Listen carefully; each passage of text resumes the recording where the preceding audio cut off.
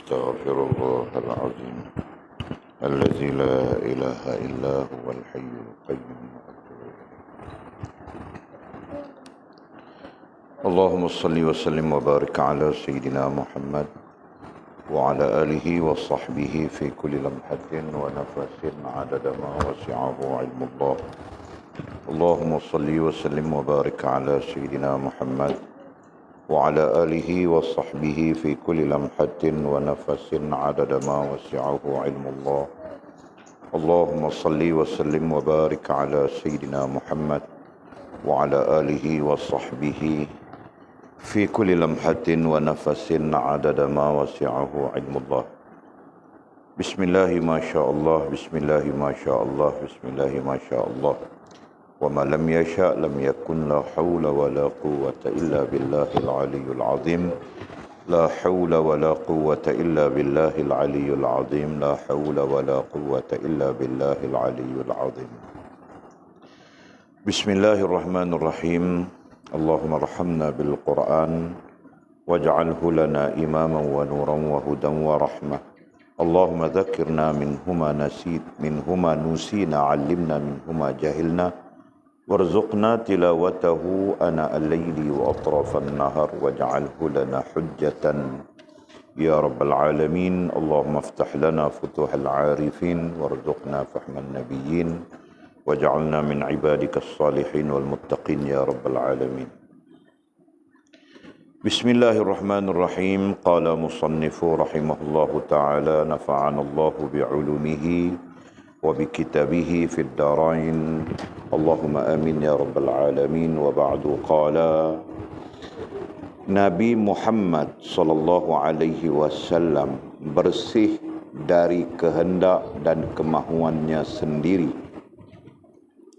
kecuali dalam peristiwa tertentu yang Allah firmankan dalam Al-Quran. Misalnya dalam perkara tawanan perang semasa perang Badar. Firman-Nya, a'udzubillahi minasyaitonir rajim. Ma kana linabiyyin an yakuna lahu asra hatta yuthkhina fil ard. Turiduna 'arada ad-dunya wallahu yuridul akhirah wallahu 'azizun hakim. Laula kitabun minallahi sabaqa lamassakum fima akhadtum 'adzabun 'azim. Ayat 68, 67, 68 surah 8. Maksudnya, tidak patut bagi seorang nabi mempunyai tawanan sebelum ia dapat melumpuhkan musuhnya di muka bumi. Kamu menghendaki harta benda duniawiyah, sedangkan Allah menghendaki pahala akhirat untukmu. Dan Allah Maha Perkasa dan Maha Bijaksana. Kalau sekiranya tidak ada ketetapan yang telah terdahulu dari Allah, nescaya kamu ditimpa siksaan yang besar karena tebusan yang kamu ambil. Nabi adalah objek, yakni perkakas Allah. Allah tidak tetapkan dia tinggal dalam satu keadaan, satu perkara, dan satu janji sahaja. Tetapi Allah tukarkan dan pindahkan dia ke dalam takdirnya dan membiarkan Nabi memegang tali takdir itu. Dengan itu Allah akan memindahkan dan menukarkannya dari satu keadaan atau tempat dalam takdirnya dan mengawasinya dengan firman-Nya, tidakkah kamu tahu bahawa Allah berkuasa atas segala-galanya? Dengan lain perkataan, kamu adalah dalam takdir atau qada dan qadar Allah semata-mata. Kamu dalam lautan takdir Allah, dan ombak takdir itu melambung-lambungkan kamu ke sana dan ke sini. Oleh itu, stesen akhir kewalian ialah stesen permulaan kenabian. Tidak ada lagi peringkat yang lebih tinggi dari wilayah, yakni kewalian dan badaliyat, kecuali peringkat kenabian, yakni nubuah. Ini bermaksud kitab-kitab Allah yang terdahulu, kata penterjemah. Okey. Kita sambung pengajian kita kemarin.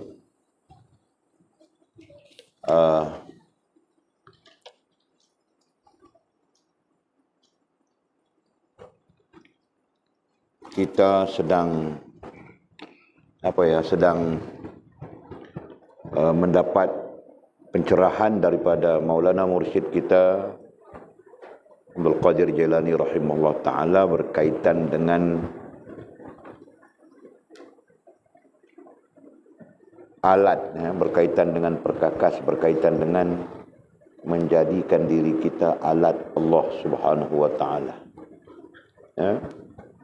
Nah, itu yang kita baca kemarin antaranya, dan kita sambung pada hari ini.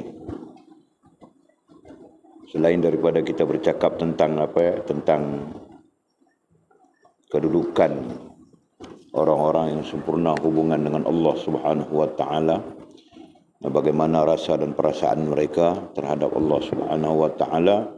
Nah, semuanya kita bincangkan sudah kemarin. Mudah-mudahan memberi manfaat yang baik kepada kita dari sudut ilmu. Dan lebih-lebih lagi dari sudut memahami kedudukan orang-orang yang sempurna hubungan dengan Allah Subhanahu wa taala itu sendiri. Dan betapa pentingnya, betapa perlunya kita ke arah itu. Dan kita juga bersandarkan kepada firman Allah kemarin tentang Allah Subhanahu wa taala berkuasa menjadikan apapun. Nah, Allah Subhanahu wa taala berkuasa menjadikan, berkuasa merubah, berkuasa menentukan apapun. Nah, mungkin saja kita sihat, tiba-tiba jatuh sakit. Nah, itu hak Allah Subhanahu wa taala. Ya. Jangan kita pikir kita hari-hari makan tongkat Ali, hari-hari makan tongkat Omar, hari-hari makan tongkat itu, tongkat ini. Nah, kita tidak sakit lagi. Kenapa? Kerana Allah Subhanahu wa taala berkuasa terhadap segala sesuatu. Nah, demikian juga yang berlaku kepada baginda Nabi kita sallallahu alaihi wasallam. Nah, Allah sentiasa mengubahnya. Kan?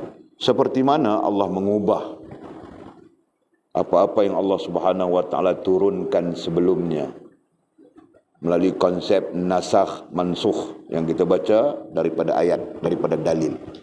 Nah, Al-Quran itu sendiri pun Allah Subhanahu wa taala turunkan ayat selepasnya dengan membatalkan ayat sebelumnya. Nah, demikian juga atau apalagi dengan janji-janji Allah Subhanahu wa taala. Yang Allah boleh membatalkannya, Allah boleh memansukhkannya, Allah boleh melakukan apa saja kerana Allah Subhanahu wa taala berkuasa atas segala sesuatu. Jelaskah? Nah, hari ini kita sambung lagi kata musannif. Nabi Muhammad sallallahu alaihi wasallam. Nabi Muhammad itu siapa ya?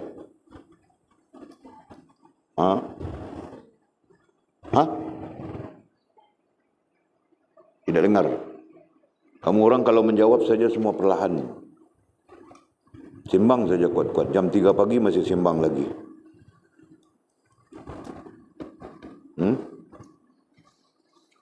Mau tipu Walid kah?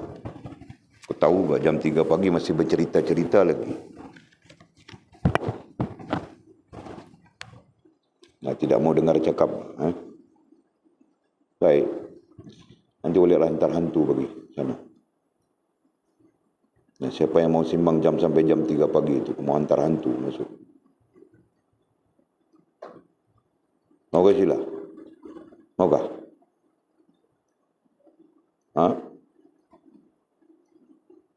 Siapa yang masih bersimbang-simbang jam 12 lebih naik ke atas. Nah, jika tidak ada kerja, tidur saja. Atau mutalaah saja, atau baca kitab saja. Jika tidak, ku hantar hantu kasih kacau di sana. Dengarkah? Dengarkah Mimi? Okey. Nah, Nabi besar Nabi Muhammad sallallahu alaihi wasallam. Siapa Nabi Muhammad sallallahu alaihi wasallam ini? Nah, lagi kau situ satu saja ke lagi.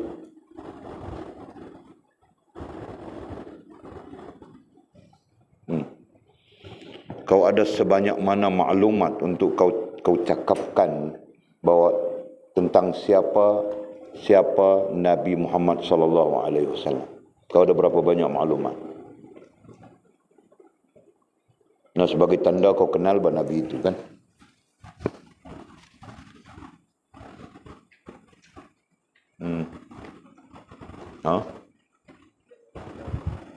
lagi.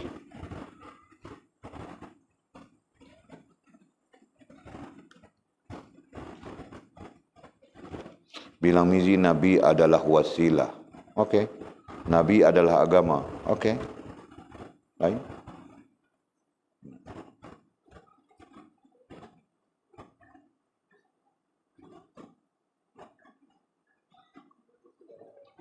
Nabi adalah penghulu segala nabi. Nah, lagi.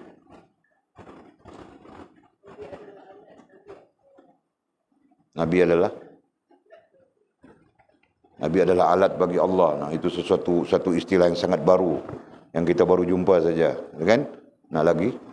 Nah, maklumat itu penting, bah, supaya walaupun kelihatannya sebagai biasa saja, tetapi maklumat-maklumat ini nanti akan mengikat kita dengan Allah Subhanahu wa taala, dengan Nabi kita Muhammad SAW. Nah, kita berjumpa, satu antaranya Nabi adalah wasilah. Yang kedua, Nabi adalah agama. Yang ketiga, Nabi adalah, apa kau kata Mizi tadi? Penghulu segala Nabi. Nah, yang keempatnya, Bang mau bilang, Nabi adalah perkakas Allah. Nabi adalah alat, ya. Perkakas ataupun alat Allah. Nah, kita saja yang faham ini, ya. Nabi adalah alat Allah atau perkakas Allah. Kita saja yang faham. Nah, orang tidak belajar, tidak faham. Nombor 4, nombor 5, nah, apa lagi? Nabi adalah contoh teladan, uswatun hasanah, ya, contoh teladan. Nah, lagi. Ini ayatnya uswatun.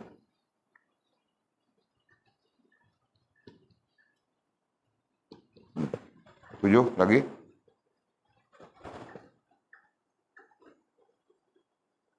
Nafas. Kau kasih 4. Nabi adalah apa? 4. Kau seorang saja.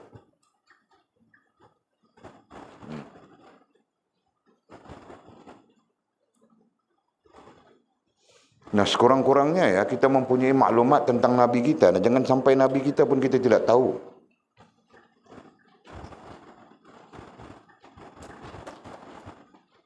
Nah, mesti ada istilahnya yang menunjukkan kita faham tentang Nabi kita. Mesti ada istilahnya yang menunjukkan kita tahu tentang baginda Nabi kita SAW. Ya kan?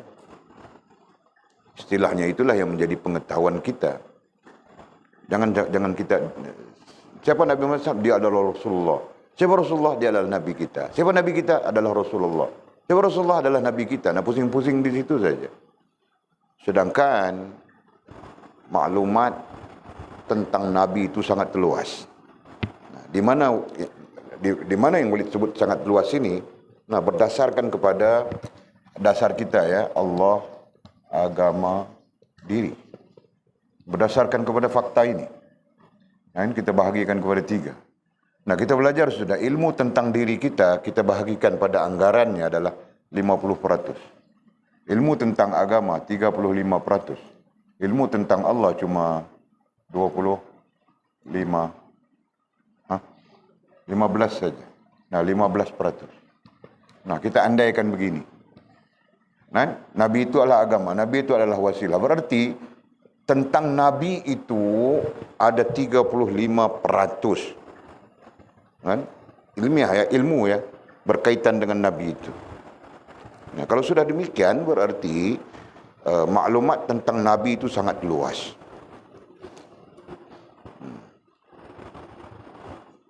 Jadi fikir-fikirkan, dengan kau mati kutu di situ saja. Nah, Fas, kau yang kutanya tadi terakhir. Apa?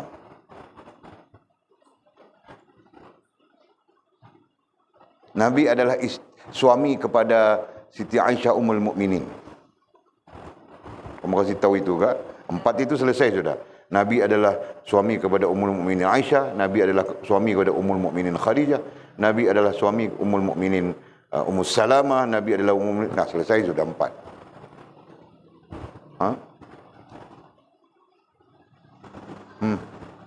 Nah, dipikir apa? Kau mau tambah apa?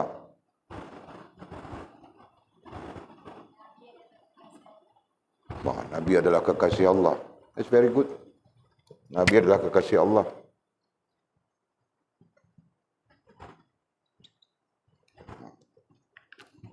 Lain.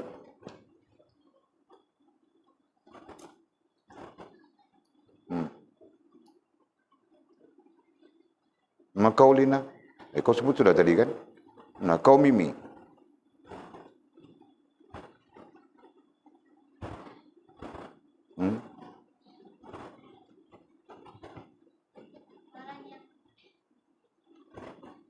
Orang yang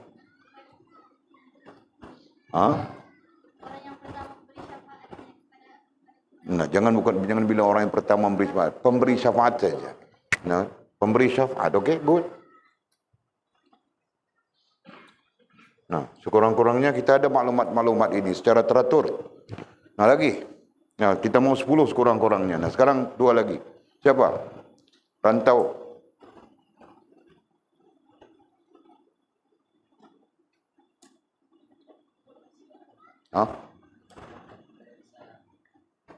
Pelengkap kepada risalah apa? Nah, itu perlu kepada penjelasan itu. Nah, pelengkap kepada risalah. Pelengkap. Nah, berarti risalahnya itu tidak lengkap, maka dia yang menjadi pelengkap. Nah, itu perlu kepada penjelasan. Nah, kau faham ke apa yang kau cakap itu? Nah, kau cerita. Apa yang kau faham bahawa Nabi itu adalah pelengkap kepada risalah?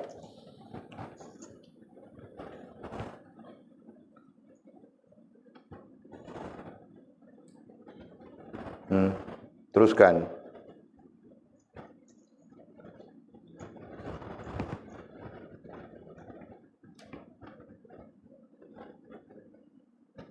Kau makan masa yang begitu banyak, Rantau.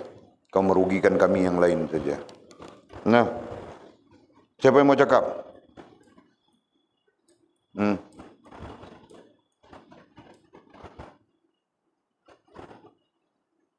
Ada? Kau mau cuba-cuba cakap Kajul?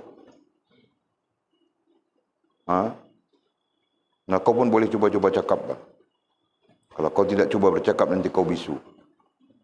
Cakap saja.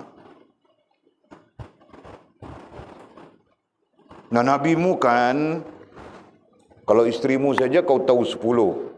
20 pun kau kasih tahu, bang. Istriku cantik, istriku giginya emas, istriku telinganya berlian, istriku matanya begini, kau kasih tahu. Kan? Nah, ini Nabi, bang. Nabi.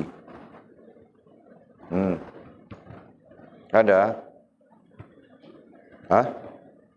Apa?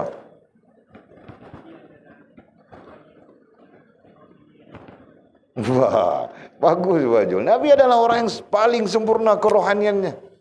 Kan? Paling sempurna. Masya Allah. Kau bagus Bajul, boleh menikah sudah nih. Nah, sekurang-kurangnya. Okey, lain satu lagi. Apa dah? Nabi adalah guru, ya, betul. Nabi adalah guru kepada umat.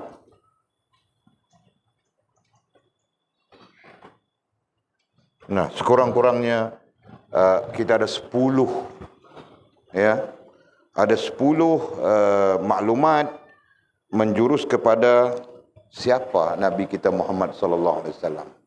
Nah, pada hakikat banyak lagi, ya kan? Banyak lagi. Nah, tapi sekurang-kurangnya kita bilang tadi kita ada 10 maklumat. Nah, ini dalam versi kita, ya, dalam versi kita. Nah, ada versi Walid belajar dulu, Nabi adalah insan kami. Nabi adalah macam-macam lagi. Okey? Nah, sekurang-kurangnya ada di dalam maklumat kita 10 perkara tentang Nabi kita Muhammad sallallahu alaihi wasallam.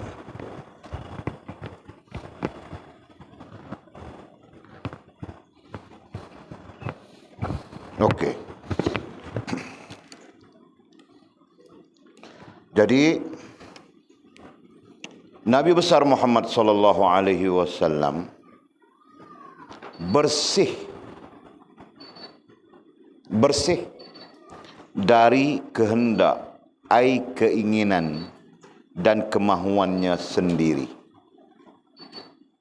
Bersih, bebas.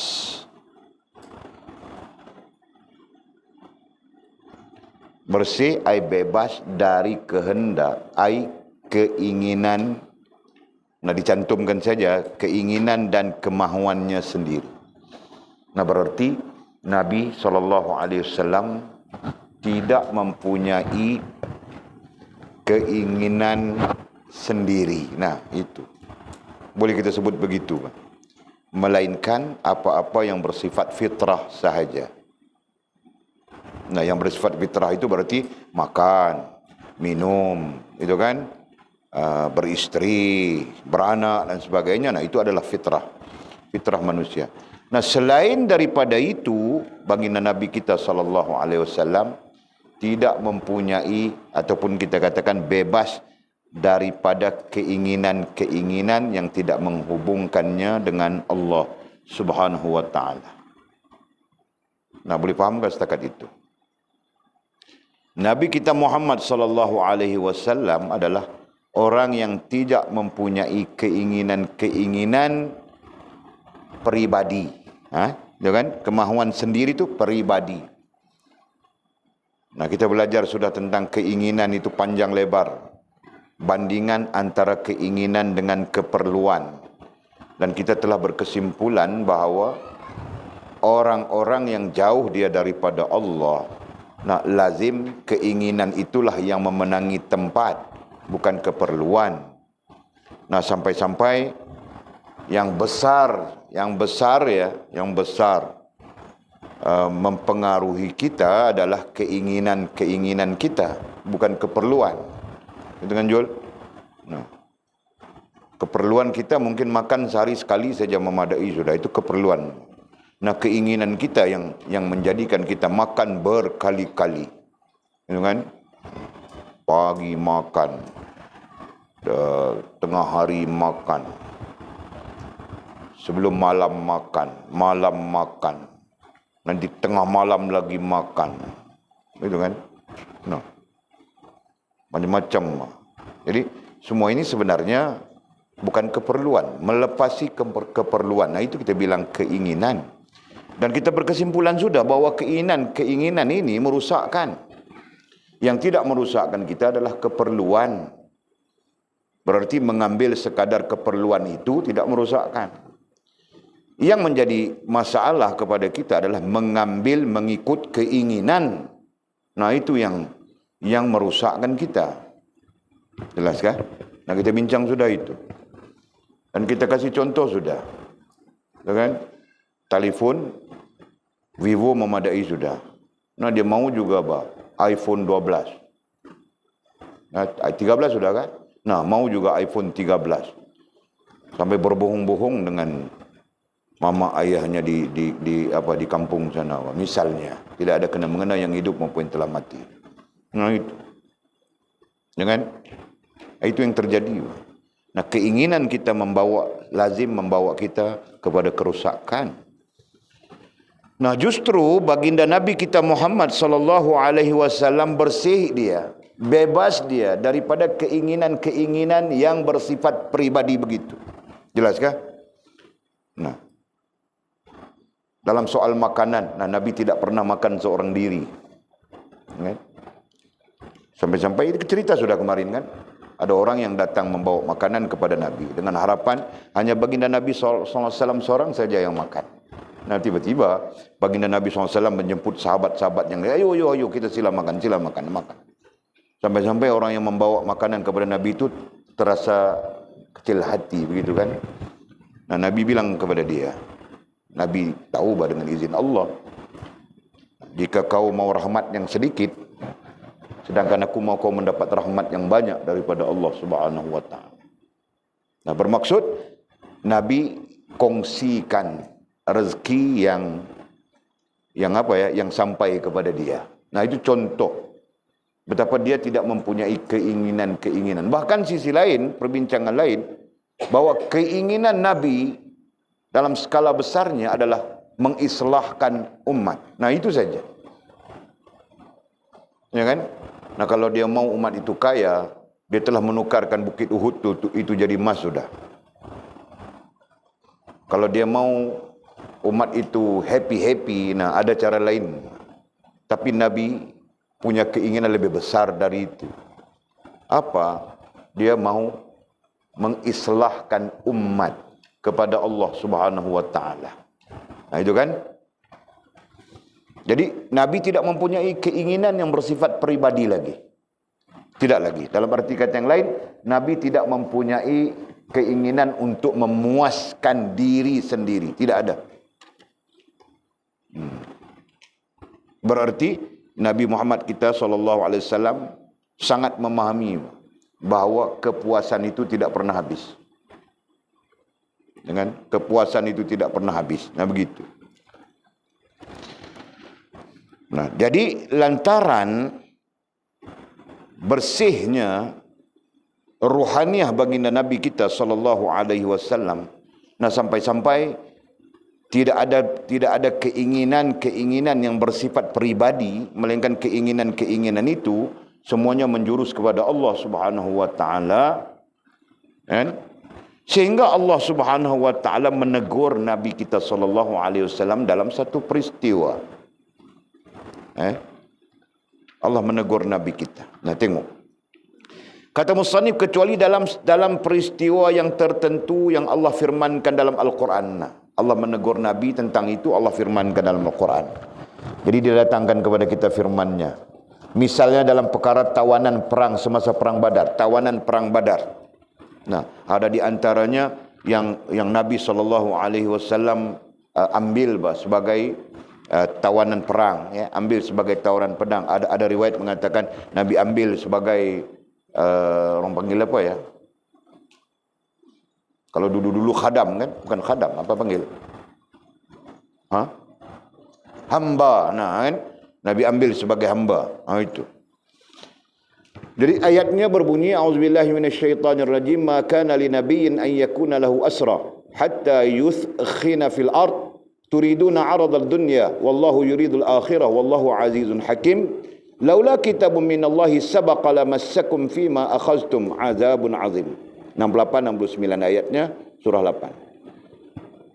Tidak patut bagi seorang nabi mempunyai tawanan sebelum ia dapat melumpuhkan musuhnya di muka bumi. Nah, ini bunyi ayat teguran kepada Nabi SAW. Ya kan? Jadi Allah menegur Nabi SAW kerana mengambil tawanan perang Badar itu sebagai hamba. Nah, begitu. Nah, turun ayat ini menegur Nabi SAW. Tidak patut bagi seorang Nabi mempunyai tawanan sebelum ia dapat melumpuhkan musuhnya di muka bumi. Nah, maksudnya sebelum dapat membebaskan muka bumi daripada musuh-musuh Allah Subhanahu wa taala. Nah, maksudnya begitu. Kamu menghendaki harta benda duniawiyah, sedangkan Allah menghendaki pahala akhirat untukmu. Nah, ayat ini sebagai teguran kepada Nabi SAW. Dan Allah Maha Perkasa dan Maha Bijaksana. Okey. Kalau sekiranya tidak ada ketetapan yang telah terdahulu dari Allah, kalau sekiranya tidak ada ketetapan yang terdahulu dari Allah, nah, ketetapan terdahulu itu sama maknanya dengan hukum-hukum terdahulu. Berarti Allah Subhanahu wa taala telah menetapkan hukum-hukum ke atas nabi-nabi, bermula daripada Nabi Adam alaihissalam turun sampailah kepada baginda Nabi Muhammad sallallahu alaihi wasallam. Nah, ada ketetapan kepada para nabi-nabi dan mereka-mereka yang terkait langsung dengan nabi. Ada ketetapannya. Sebagai contoh, isteri Nabi tidak boleh dinikahi oleh sesiapa pun. Nah, itu sebagai contoh. Betul kan? Nah, maka sesiapa pun tidak boleh menikahi isteri Nabi. Kenapa? Karena setiap isteri Nabi itu adalah ummahatul mukminin. Nah, mereka berada di posisi yang sangat tinggi. Dengan ummahatul mukminin, mereka menjadi ibu kepada sekalian orang-orang yang beriman. Nah, itu posisi tinggi bagi seorang perempuan, bagi seorang wanita. Ya kan? Nah, itu di antara syariat yang berlaku terhadap Nabi. Nah, itu perlu difahami ya. Nah, itu tidak berlaku kepada umat. Nah, umat jika diceraikan oleh suaminya, nah dia boleh menikah lain. Sebab itu jangan harap isteri-isteri kamu orang, jika kamu orang ceraikan, dia tidak menikah. Nah, sama saja Walid, bah. Walid pun tidak harap, bah. Kalau Walid mati, mamamu tidak menikah lain. Nah, Walid tidak harap langsung. Tahukah? Kenapa kau jeling-jeling begitu? Pas. Nah, betul, bah. Kenapa? Karena umat itu dibenarkan. Karena umat itu tidak terikat dengan syariat, tidak boleh menikah. Jelas kan? Nah, yang terikat dengan tidak boleh menikah itu hanya isteri-isteri Nabi. Jadi kau bukan isteri Nabi, Fas. Janda saja menikah. 10 kali janda, 10 kali menikah. Apa salahnya? Kan? No. Jangan sampai 10 kali janda, Fas. Tapi mungkin menikah yang pertama mati suaminya. Menikah lagi mati suaminya. Nah, setiap kali menikah mati saja. Mungkin begitu kah? Nah, orang pun takut mau menikah dengan kau sudah pas. Dia pun takut, bahwa aku menikah nanti aku mati juga. Dia pun tidak mau menikah dengan kau. Mana tahu kau kena sumpah dengan Bashir Ahmad. Nah, jadi faham tak tentang berbeza syariat kepada para nabi rasul dan kepada umat? Nah, itu salah satu ya, itu salah satu. Okey. Jadi dalam kitab-kitab terdahulu ataupun bagi nabi-nabi rasul-rasul terdahulu sudah ada ketetapan, sudah ada ketetapan. Nah, begitu maksudnya. Jadi kalau sekiranya tidak ada ketetapan yang telah terdahulu dari Allah, dan maksud ketetapan itu ada dua pandangan ulama tafsir. Satu, peraturan. Nah, satu lagi tentang bala bencana. Betul kan? Nah, ada ketetapan tentang bala bencana bagi umat Muhammad sallallahu alaihi wasallam berbanding umat nabi-nabi terdahulu. Nah, adapun umat-umat nabi terdahulu, bala bencana itu datang terus saja. Betul kan? Kaum Ad, kaum Samud, kaum Madian, kaum Lut, Fir'aun dan banyak lagi. Nah, mereka dibinasakan oleh Allah Subhanahu wa taala serta merta di dunia. Nah, begitu kan? Serta merta di dunia.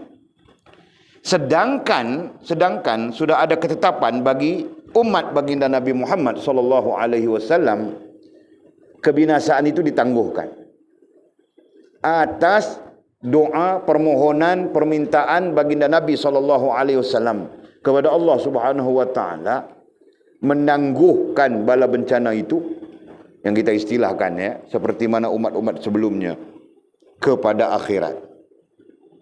Jelas kah? Sebab itu sebagian ulama mengatakan umat Muhammad kalau diazab di hari akhirat lebih teruk daripada umat-umat sebelumnya. Ada pandangan begitu. Kenapa? Kerana umat Muhammad SAW tidak menghadapi azab di dunia. Jelas kan? Sedangkan umat-umat lain menghadapi azab di dunia. Wallahu a'lam, itu pandangan saja ya. Nah, bukan kesepakatan. Itu cuma pandangan. Jadi katanya kalau sekiranya tidak ada ketetapan yang telah terdahulu dari Allah. Nah, ini terkait dengan ketetapan tentang azab, ketetapan tentang azab. Nescaya kamu ditimpa seksaan yang besar. Jadi oleh kerana Allah Subhanahu wa taala sudah menetapkan bahawa umat Muhammad ini diangkat azab ketika di dunia. Begitu maksudnya kan? Berbanding umat-umat terdahulu. Nah, maka ayatnya berbunyi, kalau sekiranya tidak ada ketetapan yang telah terdahulu dari Allah, nescaya kamu ditimpa seksaan yang besar kerana tebusan yang kamu ambil. Nah, Allah beri amaran kepada Nabi sallallahu alaihi wasallam. Nah, kebarangkalian Nabi mempunyai keinginan untuk memiliki hamba. Nah, mungkin begitu. Ya kan? Jadi apabila Nabi mempunyai keinginan untuk memiliki hamba, justru Allah menegur Nabi terus. Faham tak? Sedangkan dalam keadaan-keadaan yang banyak, Nabi tidak mempunyai keinginan apapun yang bersifat pribadi, melainkan semuanya menjurus kepada Allah Subhanahu wa ta'ala. Jelaskah? Faham, Jul? Nah, jadi kita sebagai orang, sebagai umat baginda Nabi Muhammad SAW, dalam fahaman kita bahawa Nabi itu sendirilah agama, kan? Nabi itu sendiri adalah agama, rohaniah dan jasmaniahnya adalah agama. Berarti kita pun wajar mengikut Nabi kita Muhammad SAW dalam hal itu, kan? Biarlah keinginan kita, kalaupun kita mau namakan keinginan, semuanya menjurus kepada Allah Subhanahu wa ta'ala. Nah, teringin bagi kita mau makan apa, mau makan sedap-sedap, itu kan, hebat-hebat. Nah, makan itu harus saja kan, hukumnya adalah harus. Nah, pastikan menjurus kepada Allah SWT. Malam ini kita makan hebat. Nah, malam ini jam 2:30 pagi kita bangun qiyamul lail sudah. Nah, begitu. Baru betul kan, Mizi?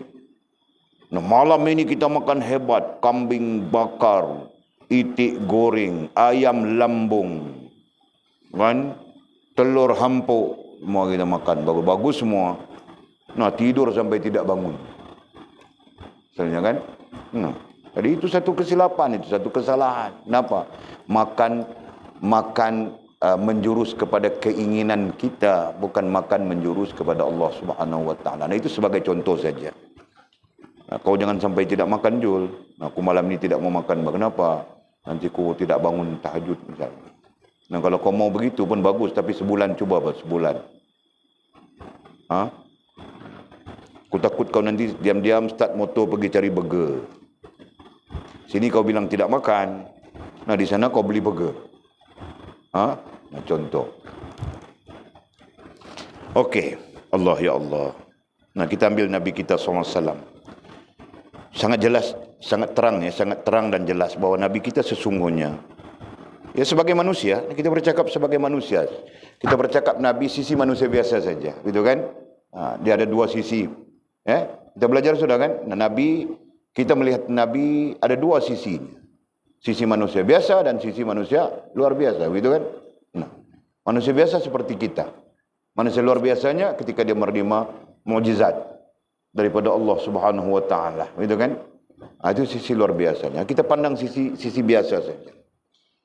Nah, sisi biasa itu, justru sisi biasa Nabi adalah manusia biasa macam kita. Berarti dia mempunyai keinginan juga, gitu kan? Dia juga mempunyai keinginan. Nah, kita saja keinginan tidak pernah habis. Kan? Mau itu, mau ini, mau itu, mau ini. Nah, kita merancang sudah dari sekarang. Nah, Anjung sekarang dia merancang sudah. 2 tahun akan datang dia begini. 10 tahun akan datang dia menjadi Sultan Sabah. Kan? Nah, begitu Pak, kita merancang. Daripada keinginan kita itu begini, begitu, begini, kita atur saja. Nah, sebagai manusia biasa. Nah, Nabi SAW yang kita bilang model, bilang contoh teladan tadi, juga sebagai manusia biasa, tetapi keinginannya, seluruh keinginannya cenderung menjurus kepada Allah Subhanahu wa ta'ala. Jelas kan? Nah, kita perlu contoh itu. Belajar dari situ. Okey. Kemudian kata musannif, Nabi adalah objek. Nabi adalah objek, yakni perkakas alat bagi Allah Subhanahu wa ta'ala. Nah, kita bahas sudah, kita bincang sudah tentang perkakas, tentang alat kemarin. Nah, itulah Nabi kita sallallahu alaihi wasallam. Dengan sebab itu kalau kita perhatikan sisi pandang Nabi melalui susah payah begitu, susah payah begini, ancaman begitu, ancaman begini, kan, dihina begitu, dihina begini dengan berbagai-bagai. Sisi lain Nabi itu adalah kekasih Allah. Apa Allah tidak menjaga kekasihnya? Misalnya kan. Jadi perbincangan tentang itu hampir-hampir kebuntuan. Allah seperti tidak menjaga kekasihnya. Sampai-sampai Siapa? Hamba kepada Mughirah. Siapa namanya? Abal Walad. Namanya. Hamba kepada Mughirah. Yang mencampakkan najis ke atas kepala Nabi SAW ketika Nabi sedang sujud di hadapan Baitullahil Haram. Nabi tengah sujud saja, dia datang bawa najis unta letak di atas kepala Nabi. Oleh kerana mereka itu adalah samsing-samsing kota Makkah ketika itu, tidak ada siapa yang berani menegur. Sehingga siapa yang melihatnya, ada riwayat, berlari-lari dia ke rumah Rasulullah memberitahu Fatimah, "Wahai Fatimah, ayahandamu dihinakan. Mereka mencampakkan najis ke atas kepala ayahandamu yang sedang berada di depan Baitullahil Haram." Nah, Fatimah berlari keluar dia sambil menangis melihat ayah. Masya Allah. Ya kan? Jadi pertimbangan yang kita katakan buntu tadi pada orang-orang yang tidak sampai ilmunya. Nah, Allah tidak menjaga kekasihnya kah? Bukan Allah tidak menjaga. Allah maha menjaga kekasih. Jelas. Ya. Allah maha menjaga kekasih. Tetapi kerana kekasihnya itu menjadi objek, menjadi alat kepada Allah Subhanahu wa ta'ala untuk menyampaikan apapun daripada dia. Jelas kan? Jadi sebab itu, kita yang menjadi objek bagi Allah, sihatkah, sakitkah, apakah. Bertujuan Allah Subhanahu wa ta'ala mau menyampaikan sesuatu kepada hamba-hambanya. Begitu. Faham kan? Okey. Allah tidak tetapkan dia tinggal dalam satu keadaan di mana apabila menjadi objek ataupun perkakas ataupun alat bagi Allah. Nah, Allah tidak tetapkan dia ai nabi. Dia di situ ai nabi ya. Tinggal dalam satu keadaan. Nah, Allah tidak tetapkan Nabi kita SAW tinggal dalam satu keadaan. Apa maksud tinggal dalam satu keadaan? Nah, maksudnya macam kita ini tinggal dalam satu keadaan saja.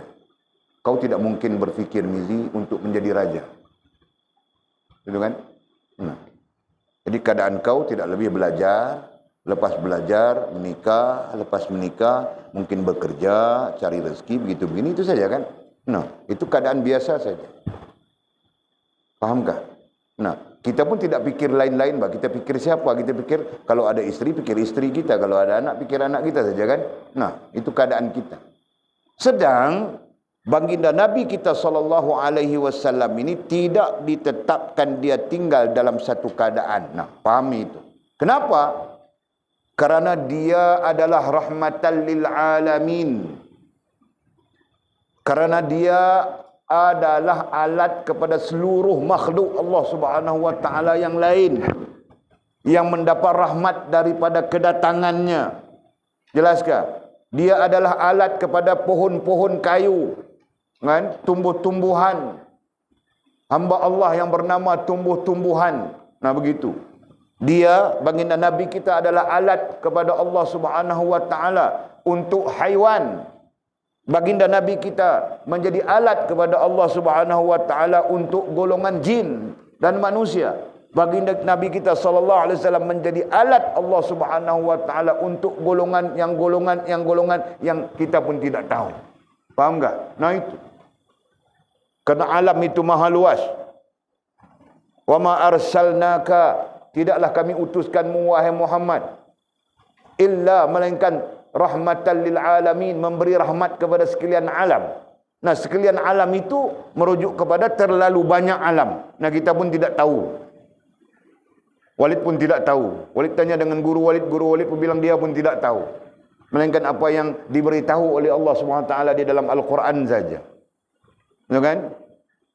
Nah, jadi baginda Nabi itu, dia dalam arti kata yang lain menjadi alat untuk alam, untuk seluruh alam. Nah, fahamkah itu?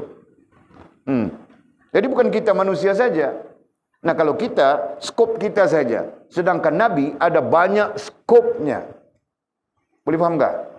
Nah, kalau kita katakan skop itu berfikir, nah Nabi mempunyai skop berfikir yang sangat banyak. Berfikir tentang jin, berfikir tentang haiwan, berfikir tentang tumbuh-tumbuhan, betul kan? Nah, mungkin Nabi berfikir tentang lagi yang kita tidak tahu. Kan dia, kerana dia menjadi alat kepada Allah Subhanahu Wa Taala untuk semesta alam. Faham tak? Nah, begitu. Jadi Allah tidak tetapkan dia tinggal dalam satu keadaan. Nah, baginda Nabi tidak tinggal dalam satu keadaan. Jadi keadaan rohaniahnya pun mungkin kita katakan beragam juga, gitu kan? Nah, keadaan jasmaniahnya pun nantinya beragam juga. Nah, itu. Satu perkara, begitu juga Allah tidak tetapkan Nabi tinggal dalam satu keadaan, satu perkara dan satu janji sahaja. Nah, kita dalam satu keadaan, satu perkara, satu janji pun kita tidak mampu. Kan? Payah saja. Tetapi Allah tukarkan dan pindahkan. Nah, perhatikan. Tetapi Allah tukarkan dan pindahkan dia ke dalam takdirnya. Allah tukarkan dan pindahkan dia ke dalam takdirnya dan membiarkan Nabi memegang tali takdirnya itu. Nah, di sini ada sedikit maklumat yang ilmiah, ya. Nah, Allah Subhanahu Wa Taala tukar, pindah. Nah, itu perkara biasa. Kan? Nah, kalau kita, Allah Subhanahu Wa Taala tidak tukar, tidak pindah. Kalau tukar pindah pun sesuai dengan kemanusiaan, sesuai dengan manusia saja, fahamkah? Nah, begitu. Nah, Nabi, Allah Subhanahu Wa Taala tukar pindah daripada manusia, kemudian kepada jin, daripada jin kepada tumbuh-tumbuhan, daripada tumbuh-tumbuhan kepada haiwan. Nah, fahamkah? Nah, bukan Nabi menjadi haiwannya. Dalam Nabi menjadi alat Allah Subhanahu Wa Taala. Nah, itu. Fahamkah? Dan rahmat daripada Nabi itu alamin sifatnya. Memberi kebaikan kepada semesta alam. Nah, itu yang perlu difahami. Balaghahnya itu. Nah, Nabi manusia macam kita semua. Gitu kan? Kau memberi rahmat kepada alam ke, Amizi?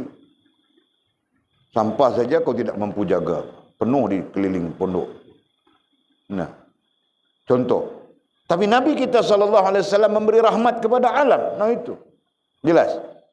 Nah, kalau kita katakan alam itu diduduki oleh berbagai makhluk.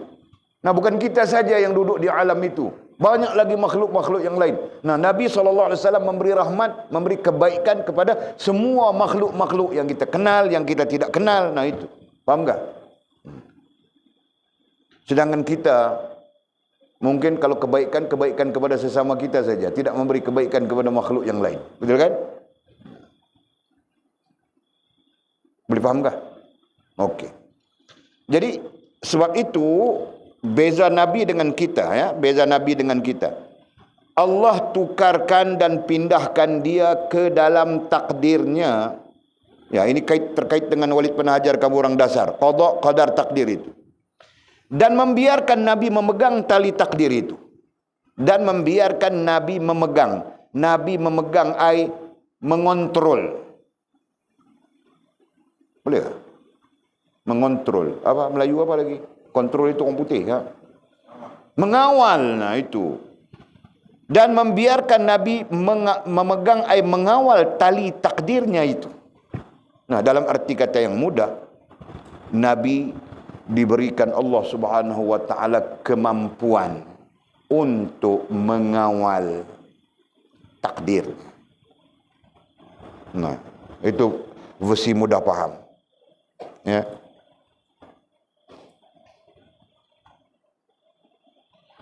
Kita umat diberi kemampuan ikhtiari. Jelaskan? Nah, beza dengan Nabi. Kita diberi kemampuan ikhtiari, yaitu berdaya fikir dan berdaya tindak. Nabi diberi kemampuan mengawal. kan? Nabi diberi kemampuan mengawal tali takdirnya itu.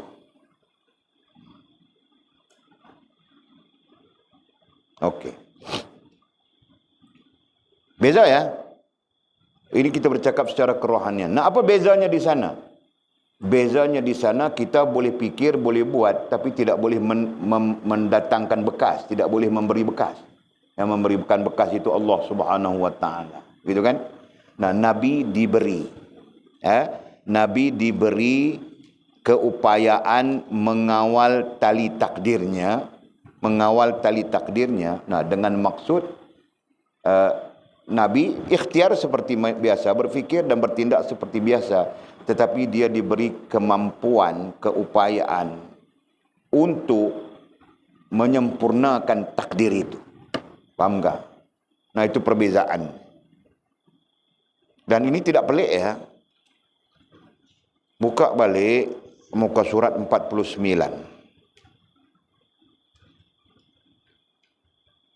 Nah, kita baca dari mana?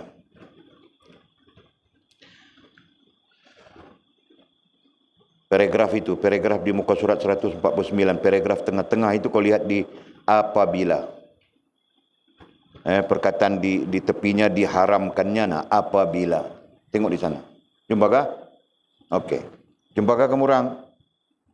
Tengok di apabila. Nah, Walid baca. Nah.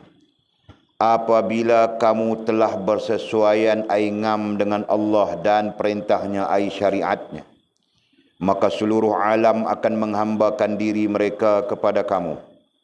Dan apabila kamu hindarkan apa-apa yang diharamkan Allah, maka semua perkara yang tidak diingini itu akan lari dari kamu, di mana sahaja kamu berada. Allah berfirman, wahai manusia, akulah Tuhan, tidak ada Tuhan selain aku. Bila aku kata kepada sesuatu jadilah, maka jadilah ia. Patuhlah kepadaku, sehingga jika kamu katakan kepada sesuatu jadilah, maka jadilah ia.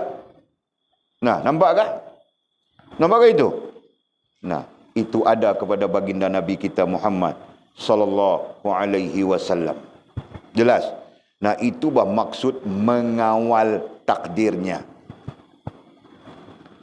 Faham sudah? Allah juga berfirman, wahai bumi, barang siapa menghambakan diri kepadaku, maka berkhidmatlah kepadanya. Dan barang siapa menghambakan diri kepada kamu, maka susahilah dia. Demikian firman Tuhan dalam sebahagian daripada kitab-kitabnya. Nah, apa maksudnya sudah? Nah, itu. Jadi, maksud dan Allah, tetapi Allah tukarkan dan pindahkan dia ke dalam takdirnya dan membiarkan Nabi memegang mengawal tali takdirnya. Nah, itu maknanya. Maknanya apa? Maknanya jika Nabi bilang jadi, jadilah. Padahal kuasa menjadikan itu mutlak milik Allah Subhanahu wa taala. Jelas? Faham tak? Siapa yang tidak faham? Nah, tidak faham kita ulang-ulang baca saja. Nah, kalau tidak paham juga, nah baca muka surat 49 itu. Nah, nanti relate saja. Nah, jadi Walid bilang sana apa? Nabi adalah hamba Allah Subhanahu wa taala, kekasih Allah Subhanahu wa taala yang kita tulis macam-macam di sana. Nah, antara yang diberikan oleh Allah Subhanahu wa taala mengawal tali takdir itu. Nah, kita tidak dapat mengawal. Kita tidak diberikan, umat ini tidak diberikan keupayaan mengawal, melainkan mereka-mereka yang sampai ke posisi-posisi. Nah, nanti kita bincang di bawah, kita sebut di bawah sana. Ya kan? Okey. Dengan itu Allah akan memindahkan. Nah, dengan itu, apa itu isim isyarahnya? Dengan itu Nabi mengawal tali takdirnya. Nah, dengan itu, merujuk kepada baginda Nabi antara hambanya yang mengawal tali takdir itu. dengan itu Allah akan memindahkan dan menukarkannya memindahkan dan menukarkannya, dan tidak perlu ditafsirkan lagi istilah itu. Dari satu keadaan atau tempat, perhatikan ya, dimakingkan perkataan itu. Allah akan memindahkan dan menukarkannya, itu Nabi, memindahkan dan menukarkannya dari satu keadaan makin keadaan.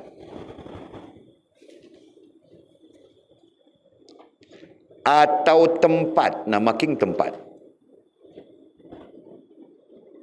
Dalam takdirnya. Takdirkan itu padang kehidupan. Kamu orang jangan tersasar daripada dasar yang Walid ajar ya. Walid takut kamu orang nanti melamun saja macam orang mabuk ketom saja.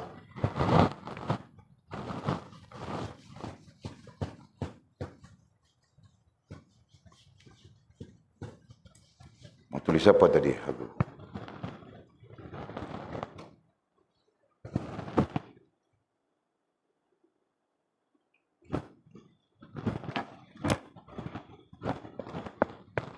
Kita tulis dari apa? Dari bawah, dari atas ya.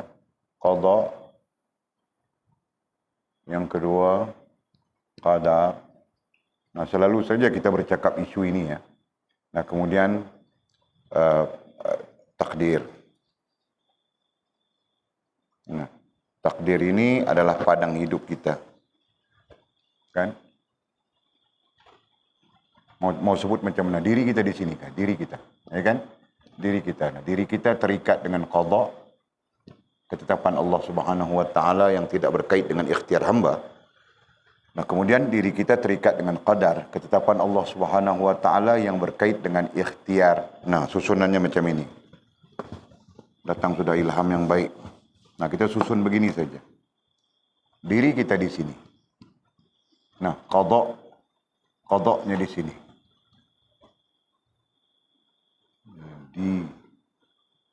Qadha, kan? Okey. Qadha di situ. Kita susun begini.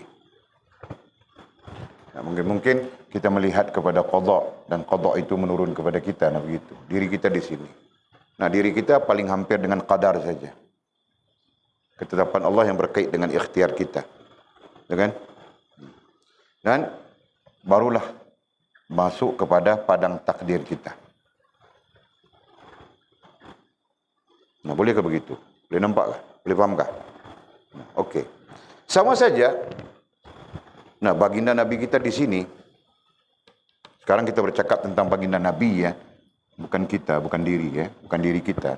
Diri baginda Nabi SAW. Jadi kita tulis Nabi saja. Nabi SAW posisinya begini. Bezanya, kalau kita di sini tadi apa? Daya fikir dan daya tindak. Kalau kita tadi kan, kalau kita tadi di sini diberikan ikhtiari, gitu kan? Ikhtiari itu menjurus kepada berlakunya qadar, begitu kan? Nantinya hasil daripada diri kita, daya fikir, daya tindak itu tergabung, terhasillah implikasi daripada sana, takdir, gitu kan? Sekarang Nabi. Okey. Jadi Nabi kita dalam konteks biasa, manusia biasanya, dia juga diberikan daya fikir dan daya tindak. Gitu kan? Lebihnya Nabi kita SAW diberikan, di sini ya, keupayaan mengawal tali tali takdir. Bukan tali. Sini. Mengawal. Begitu. Mengawal tali takdir. Paham tak? Kita tidak diberi keupayaan ini. Kita diberikan implikasi saja. Itu kan? Ini diberikan sama saja. Kita pun dapat ini. Kita tulis kita dulu ya. Nah, sekarang kita boleh tulis diri secara umum dulu. Nah, diri secara umum. Nah, diberikan ini. Tapi tidak diberikan ini. Ini tidak diberikan. Berarti daya fikir, daya tindak, kemudian berlaku, nah implikasi saja. Implikasi saja berlaku pada kita. Di mana implikasi itu berlaku di sini. Betul kan? Implikasi itu berlaku dalam padang takdir kita.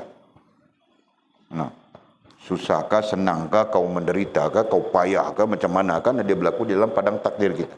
Masing-masing. Nah, sekarang kita ubah di sini Nabi. Di sini Nabi. Okey. Nah, jadi yang berlaku kepada Nabi nantinya sama saja atas nama manusia biasa, bukan luar biasa ya, daya fikir dan daya tindak itu berlaku. Nah, selepas manusia biasa, Nabi ada lagi satu manusia luar biasa. Nah, luar biasa itu ini. Keupayaan mengawal tali takdir. Fahamkah? Boleh nampak ke itu? Dan ada orang yang diberikan oleh Allah Subhanahu wa taala, ya, keupayaan mengawal tali takdir itu lebih rendah daripada Nabi, iaitu para aulia Allah Subhanahu wa taala. Okey.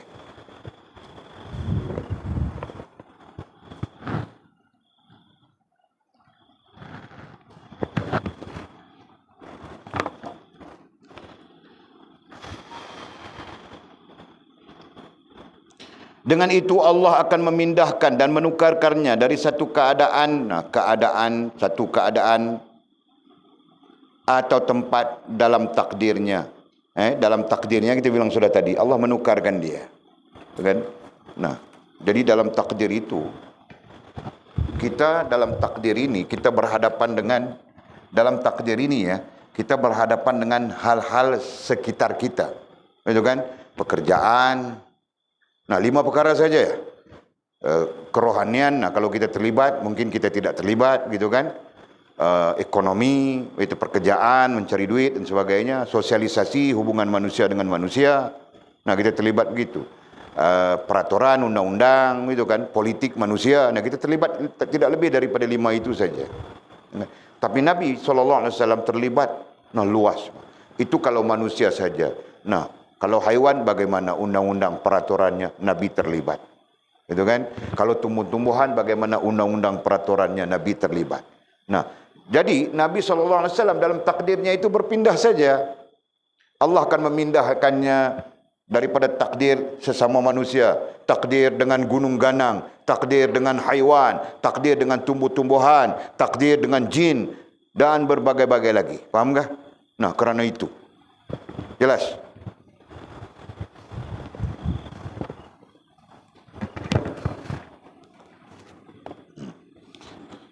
Dengan itu Allah akan memindahkan, berarti menukar kan? Memindahkan dan menukarkannya, pindah tukar. Dari satu keadaan, nah keadaan manusia dengan manusia kepada manusia dengan haiwan, manusia dengan tumbuh-tumbuhan dan sebagainya. Atau tempat. Nah, begitu juga tempat. Nah, maksud tempat di sini maqam. Maksud tempat di sini adalah kedudukan, maqam. Ya. Jadi tidak sama makam-makam manusia itu kan. Nah, Nabi SAW ditempatkan kepada makam paling rendah, kemudian makam sederhana, kemudian makam tinggi. Nah, berarti Nabi SAW pernah ditempatkan kepada makam-makam yang kita sebutkan itu. Jelaskah? Nah, berarti Nabi boleh mengajar umat makam ini bagaimana, makam ini bagaimana, makam ini bagaimana. Misalnya, dan makam-makam ini tidak terhenti kepada manusia saja. Jin dan sekalian makhluk Allah Subhanahu wa taala. Jelaskah? Nah. Jadi Nabi nantinya berpindah daripada satu tempat kepada satu tempat, satu makam kepada satu makam. Sampai di makam ini Nabi mengajarkan begini, sampai di makam ini Nabi mengajarkan begini, sampai di makam ini Nabi mengajarkan begini. Jika tidak, mana kita tahu makam-makam itu? Betul kan? Nah, makam orang yang muqarrabin bagaimana? Al-Quran mengisahkannya, Al-Quran menyatakannya. Sedangkan bagaimana? Kita tidak tahu. Kan? Dan mengawasinya. Nah, bukan Allah Subhanahu wa taala pindah tukarkan dia sesuka-suka ataupun bukan sesuka-suka, pindah begitu saja. Dan mengawasinya. Jadi ataf balik kepada Allah ya. Allah akan memindahkan dan menukarkannya dari satu keadaan atau tempat dalam takdirnya dan mengawasinya, dan Allah mengawasinya. Dan mengawasinya dengan firman-Nya. Allah mengawasi baginda Nabi yang bertukar-bertukar begitu, dengan Allah mengawasinya dengan firman-Nya, tidakkah kamu tahu bahawa Allah berkuasa atas segala-galanya. Nah itu dalil ayat yang kita baca tadi, kan? Wallah, mana dalilnya? Innallaha ala kulli syai'in qadir. Nah, jadi itulah tali, itulah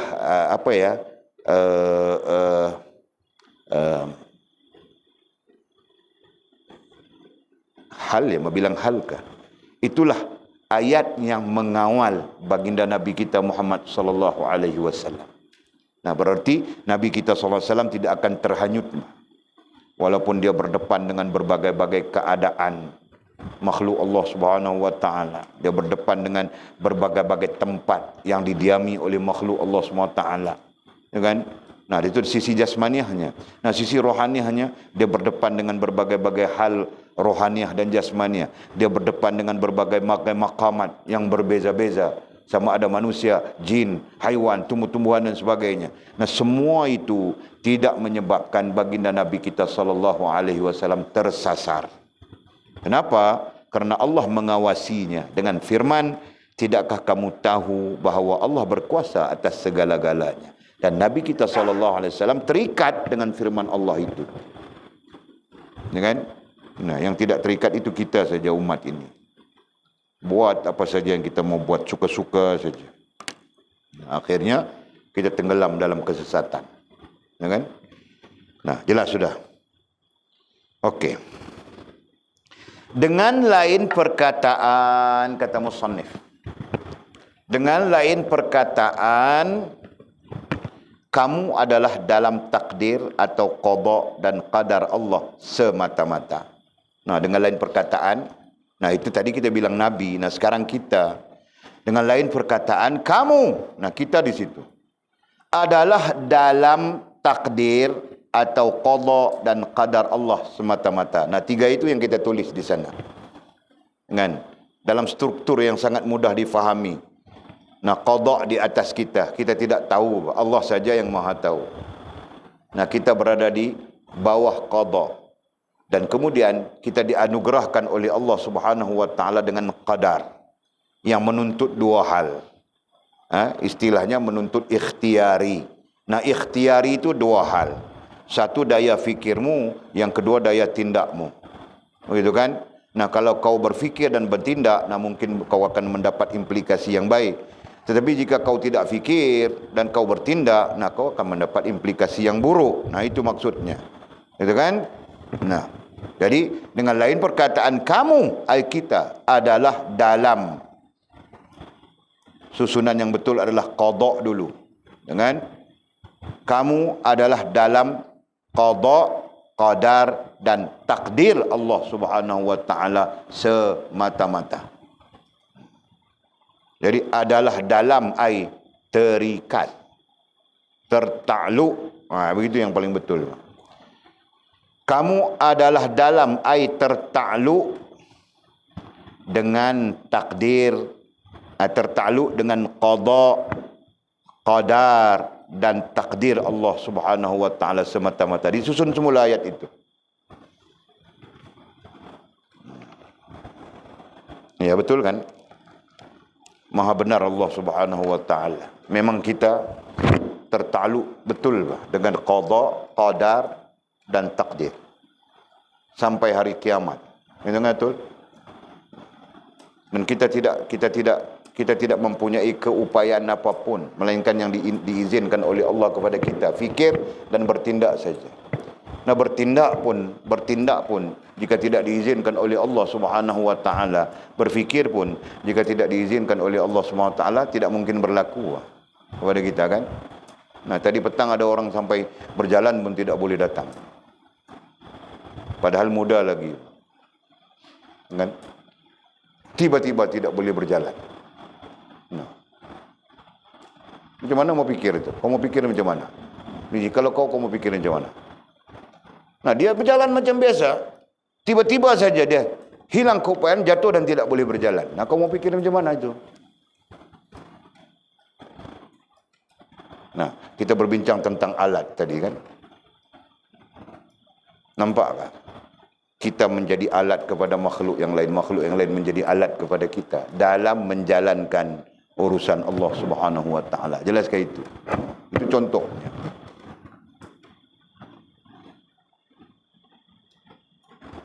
Faham ni? Nah, kau pun Allah Subhanahu Wa Taala jika dia kehendaki kau sekejap lagi kau berjalan pun tidak boleh. Orang kena usung kau saja. Nah, kalau dia orang mau usung kau nasib baik. Kalau Walid tidak mau usung, BO kau sudah ada, aku korek lubang, aku buang saja dalam lubang itu. Ha?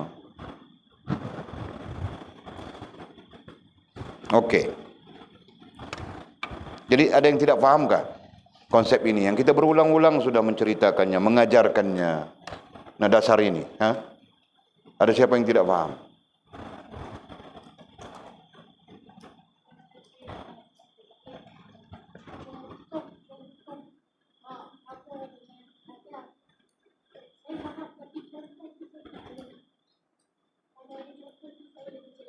Contoh tentang apa? Qada dan qadar. Okay. That's very good question. Contoh qada. Kita ambil dalam konteks yang mudah ya. Qada, kita ambil contoh qada. Contoh ya, satu contoh qada adalah mati. Banyak lagi sebenarnya, kiamat dan sebagainya. Nah, kita ambil mati je. Siapa yang tahu masa mati?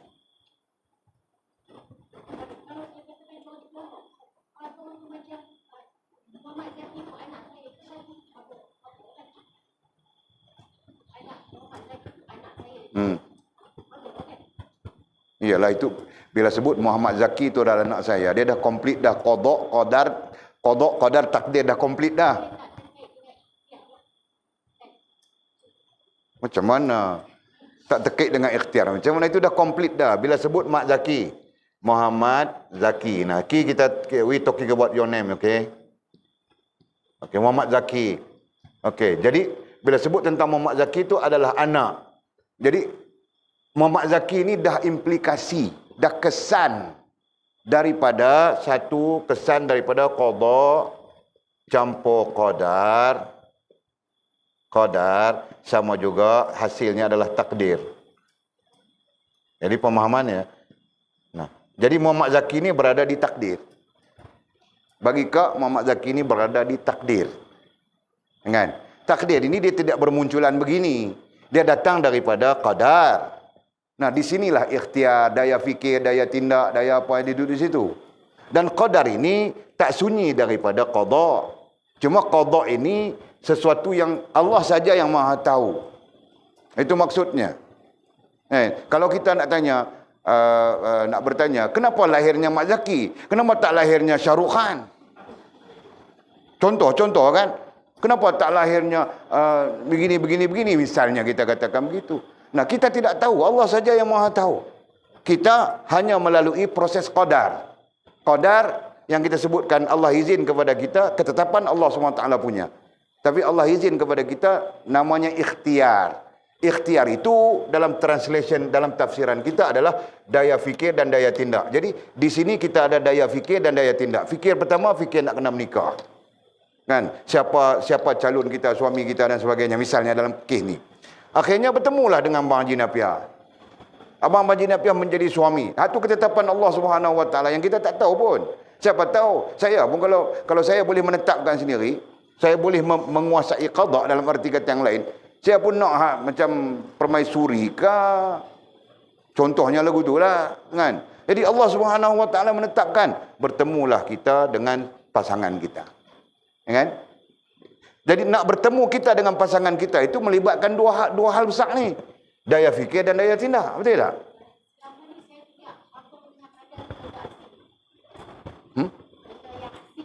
Okey. Of course lah. Tak berkait macam mana. Kita semua nanti implikasi dari sini saja. Kita akan melihat hasilnya di sini. Di dalam yang kita istilahkan padang takdir itu. Macam itulah tadi. Mak Zaki ni tadi adalah implikasi lah, hasil lah. Contohlah kan.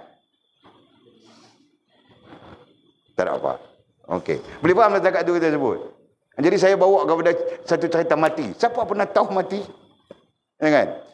Tapi bila hal ini dibawa mai kepada qadar, kita akan berkata, kita akan mengaitkan dia dengan daya fikir dan daya tindak kita. Kan? Di sini kita tak tahu. Allah saja yang Maha tahu. Kan? Tapi bila dia sampai di posisi qadar, dia berkait dengan daya fikir dan daya tindak. Kan? Awak tak mati, orang naik motor, tengok depan dia naik motor, kepala bola meraga. Contohnya kita katakan. Mati ya? Tu. Itu terkait dengan daya fikir dan daya tindak. Itulah. Kan? Faham tak saya sebut? Okey, selesai di sini. Di sini daya fikir dan daya tindak. Di sini. Ini hal yang terkait dengan qadar kita sebut di sini ni. Nah, selepas daripada itu baru implikasi yang kita sebut takdir. Kan? Implikasinya apa? Dia pergi terjun jambatan. Berarti dia mati dah daya fikir, dia mati daya fikir, tinggal daya tindak saja, dia pergi terjun jambatan. Jadi implikasinya di sini mati, contohnya kita katakan. Boleh nampak tak? Jadi di sini mati, Allah yang Maha tahu. Di sini mati, kita ada pengetahuan. Pasal apa mati? Mati terjun jambatan. Pasal apa mati? Mati aksiden. Pasal apa mati? Sakit kencing manis. Pasal apa mati? Mati sakit jantung. Semua ini tertakluk kepada daya fikir dan daya tindak tu. Boleh faham tak kan?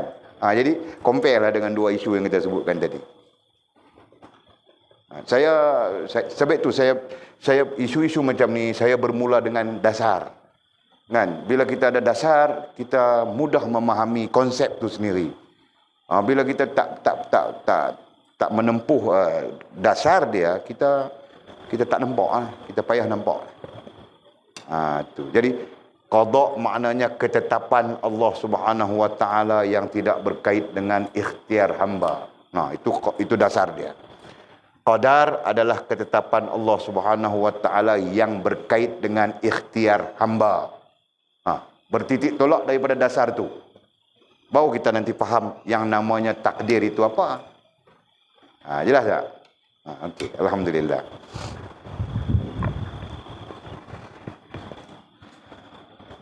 Okey. Kita teruskan.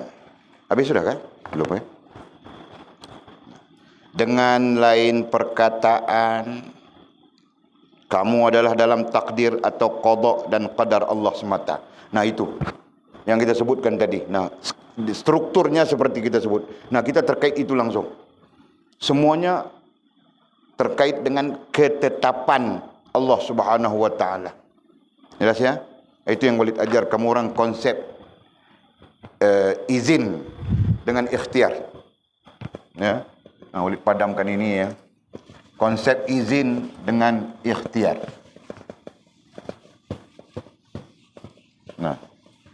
Di sini ini kita terkait di sini ya. Qada dalam sini izin ya. Izin Allah. Sini ikhtiar. Ikhtiar, izin Allah datang kepada kita. Ikhtiar pun dengan izin Allah. Nanti berlakulah implikasi ataupun hasil yang kita sebutkan tadi. Itu konsepnya saja. Mudah nampak saja. Nampakkah? Jadi qada itu meliputi konsep izin. Ya. Meliputi konsep izin. Kemudian qadar itu meliputi konsep ikhtiar. Tetap terkait dengan ketetapan Allah Subhanahu Wa Taala, sama saja. Qada ketetapan Allah, qadar ketetapan Allah, takdir pun ketetapan Allah Subhanahu Wa Taala. Jelaskah? Okey. Kamu dalam lautan takdir Allah. Sesungguhnya kita berada dalam lautan.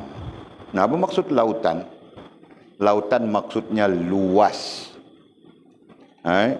Lautan maksudnya keluasan takdir Allah Subhanahu Wa Taala. Nah, kamu dalam lautan takdir Allah yang luas. Nah, seolah-olahnya begitu. Lautan itu sendiri adalah, dalam sirah mubalaghahnya adalah gambaran kepada keluasan. Nah, sesungguhnya takdir Allah itu maha luas. Ya, kita yang selalu sempit-sempitkan dia. Takdir Allah itu maha luas. Kau tidak boleh begini, begitu, tidak boleh begitu, begini, ini, begitu kan. Dan katanya, nah, kiasan kepada lautan itu tadi, lanjut, dan ombak takdir itu melambung-lambungkan kamu ke sana ke sini. Nah, oleh kerana kita berada di dalam lautan takdir yang luas, nah, ombak lautan dekat saja dengan ombak. Nah, ombak daripada lautan takdir itulah yang melambung-lambungkan kamu ke sana ke sini. Maka dengan sebab itu sekejap kita begini, besok kita begitu, lusa kita begini, tulat kita begitu, tunggin kita begini, buyung kita begitu, tonggek kita begini, pacak kepala kita begitu. Nah, contoh saja. Kan? Faham tak? Nah, tidak sama apa. Sekarang Atul begini. Nah, 10 bulan kemudian Atul berubah sudah.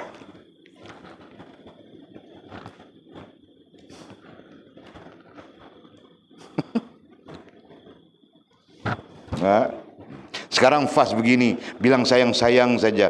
Nah, 10 bulan kemudian Fas berubah sudah. Teringat saja mat Bangla dia apa. Mimi pun serupa juga.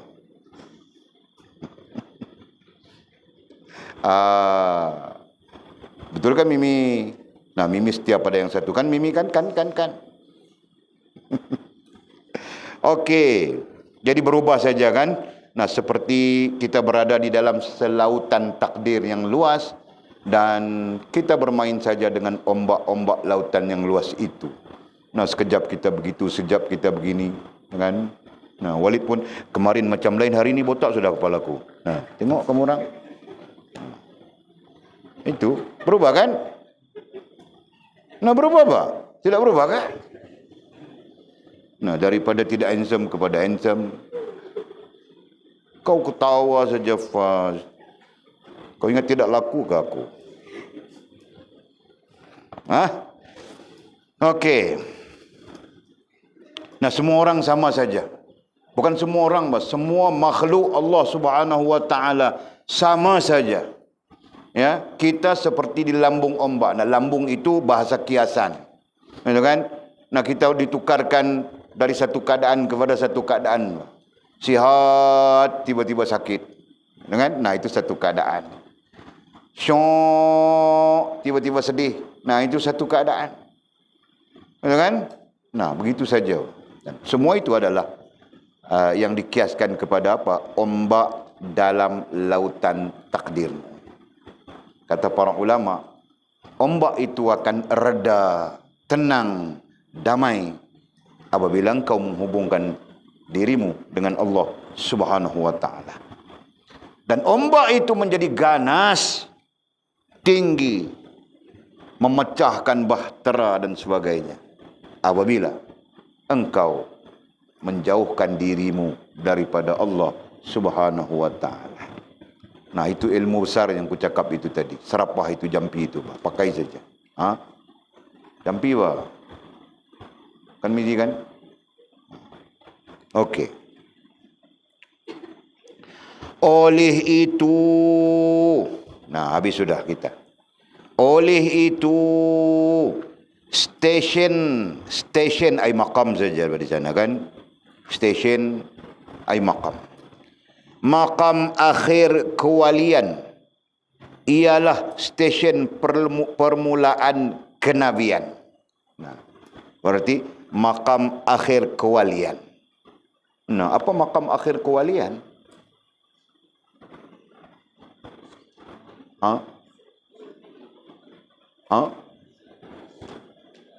Nah, itu bukan maqam, itu prosesnya. Maqam akhir kewalian. Maqam, aku bilang maqam kan? Nah, kamu orang masih gagal lagi melihat maqam. Siddiqin. Nah, jelas sudah itu. Kan? Jadi maqam akhir kewalian itu, maqam akhir kewalian ai siddiqin. Nah, dhabit itu. Ialah stesen, nah maqam juga kan? ialah stesen air makam permulaan kenabian. Nah, mau cerita apa di sini? Nah, mau cerita dengan kita bahawa kalau Nabi, yang seperti kita bincang tadi kan kita bincang tentang Nabi menjadi perkakas ataupun alat Allah Subhanahu Wa Taala.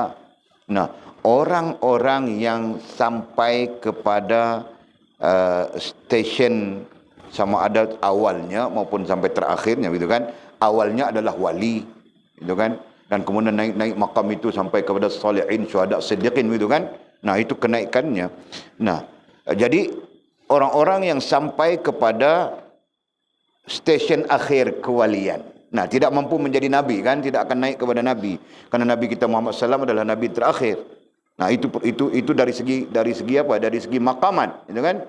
Nah, dari segi lain, orang yang sampai sempurna kewaliannya itu ataupun akhir kewalian itu, nah dia nantinya sama menjadi alat seperti Nabi kita Muhammad sallallahu alaihi wasallam. Faham kan?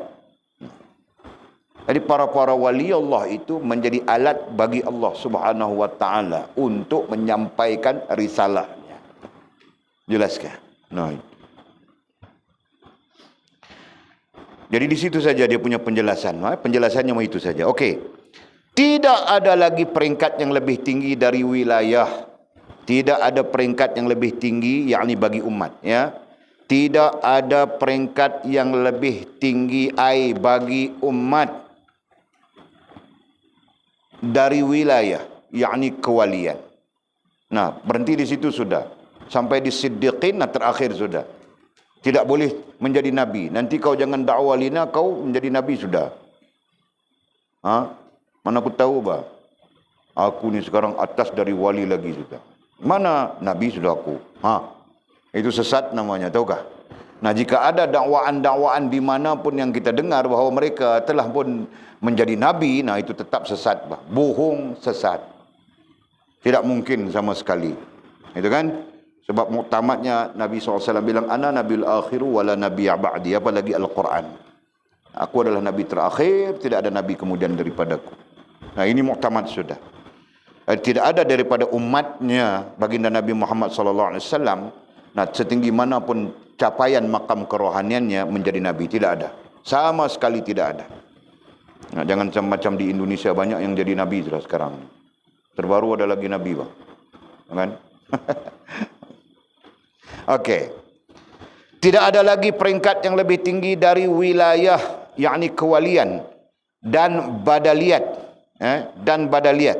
Jadi kewalian dan badaliyat itu abdal, merujuk kepada posisi-posisi kewalian.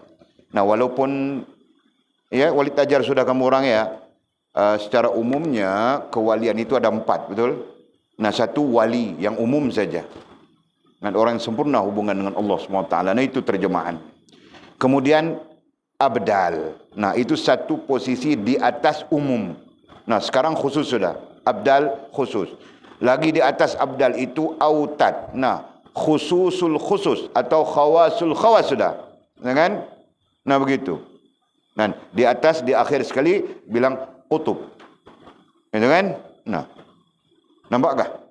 Jadi umum secara umum, wali secara umum, kemudian wali abdal yang kita bilang khas, kemudian autad, khawas dan kemudian qutub, khawasul khawas. Nah, jelas sudah? Nah. Okey. Kecuali katanya, kecuali peringkat kenabian. Nah, selepas daripada itu, nah peringkat kenabian sudah. Peringkat kenabian, peringkat nubuah yang tidak mungkin dicapai oleh sesiapa pun. Nah, ini sebenarnya maklumat saja ya. Ini sebenarnya maklumat saja kepada kita dan menjadi kesedaran kepada kita betapa tidak ada nabi selepas daripada baginda Nabi kita SAW. Sehingga tidak ada umat yang boleh mendakwa menjadi nabi. Tapi mesej yang besar ya, mesej besar, paling besar daripada hal itu adalah bagaimana kita boleh menjadikan diri kita alat kepada Allah Subhanahu wa taala, seperti mana baginda Nabi kita sallallahu alaihi wasallam menjadikan dirinya alat bagi Allah Subhanahu wa taala untuk menyempurnakan agama di atas muka bumi.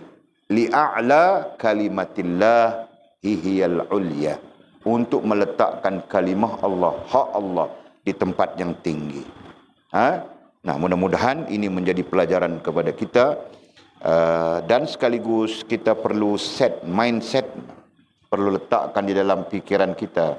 Nah, kita pun mau menjadi seperti Nabi kita sebagai alat Allah Subhanahu wa taala untuk menyebarkan risalah agamanya. Jelas kan? Nah, begitu. Nah, karena itu oleh pesan-pesan saja kamu orang, jadi guru, belajar sampai boleh jadi guru. Itu kan, nanti mengajar orang lain. Nah, jangan kau kira Bashir Ahmad kau saja, Faz. Nah, gitu kan? Nah, mudah-mudahan Allah memberi rahmat kepada kita. Bermula besok kita akan baca sambungan syarahan yang ke-57. Nah, syarahan yang ke-57 kita lalu saja, Pak. Mudah-mudahan kamu orang boleh ikut ya. Yang penting baca dulu, marking dulu di mana tidak faham, gitu kan? Baca sendiri dulu, marking di mana tidak faham. Nah, nanti kita berbincang apa yang tidak faham saja.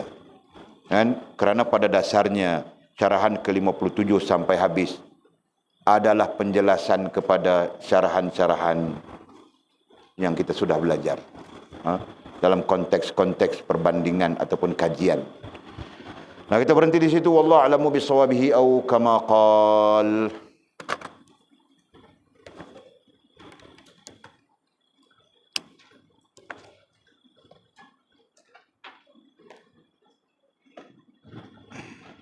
Nah, ada soalan kah?